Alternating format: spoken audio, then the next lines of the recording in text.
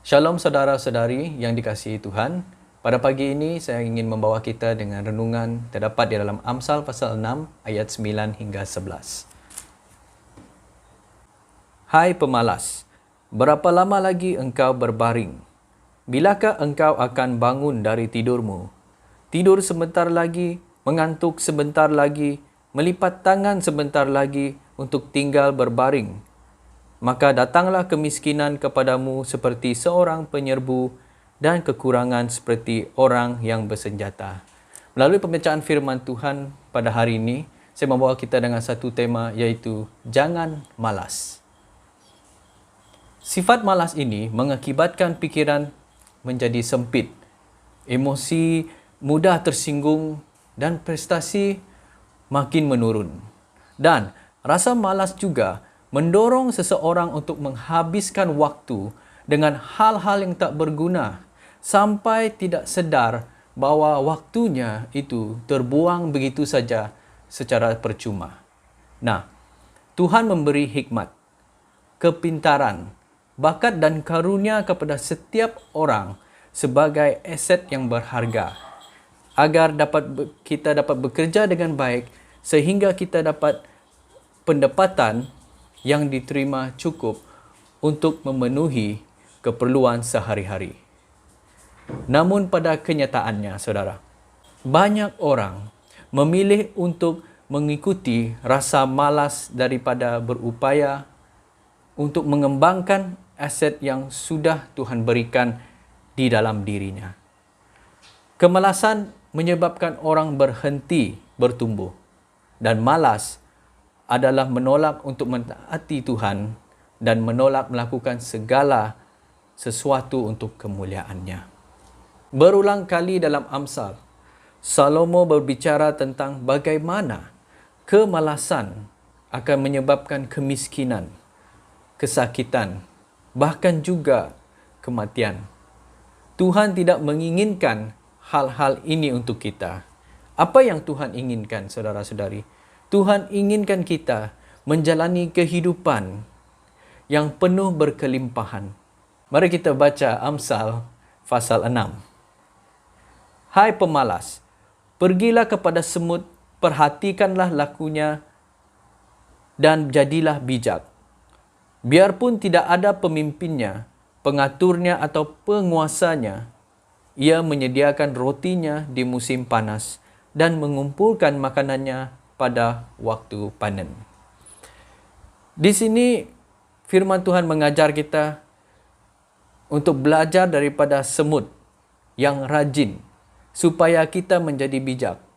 Semut bukanlah binatang yang memiliki kekuatan, tetapi kerana ketekunannya, semut bekerja pada musim panas untuk mempersiapkan makanan untuk persediaan musim dingin. Ya, itu yang firman Tuhan katakan. Dan saudara-saudari, ya memang benar, Tuhan memberi kita kasih karunia dan Dia mengasihi kita tanpa syarat.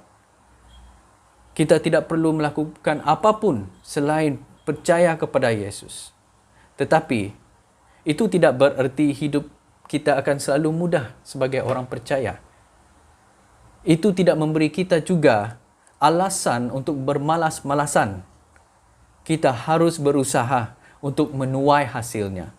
Dan kita tidak boleh mengharapkan semuanya itu diberikan begitu saja atau diserahkan begitu saja kepada kita.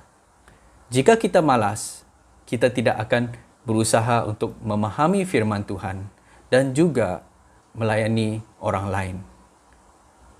Melakukan hal-hal yang susah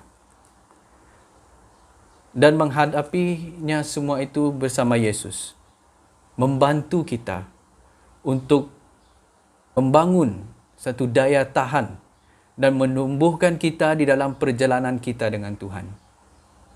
Dalam hubungan kita, di dalam pekerjaan kita, di dalam pelayanan kita, bahkan juga dalam kehidupan pribadi kita. Ingat, Roh Kudus selalu ada bersama anda dan Dia tinggal di dalam anda sebagai orang Kristen. Dan melalui kuasa Roh Kudus itu, anda dapat mengatasi kemalasan. Dan sekarang saya ingin bacakan satu ayat firman Tuhan di dalam 1 Korintus pasal 15 ayat 58. Kerana itu, saudara-saudaraku yang kekasih, berdirilah teguh, jangan goyah dan giatlah selalu dalam pekerjaan Tuhan.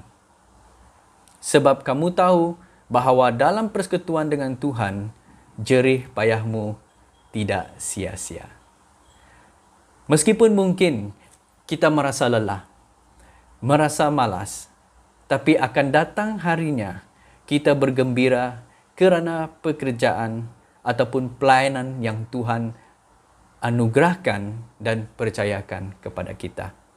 Dan oleh itu, saudara-saudari yang dikasihi Tuhan, jangan pantang menyerah dan tetaplah mengerjakan yang terbaik di dalam pekerjaan kita dan pelayanan yang Tuhan percayakan buat kita. Dan sebagai orang percaya, jerih payah kita dalam bekerja tidak akan pernah sia-sia. Kita pasti akan mendapatkan hasilnya.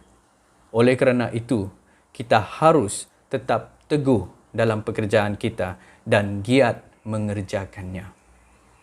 Ingatlah bahawa apapun pekerjaan, apapun pelayanan kita, itu seharusnya menjadi pekerjaan untuk kemuliaan nama Tuhan.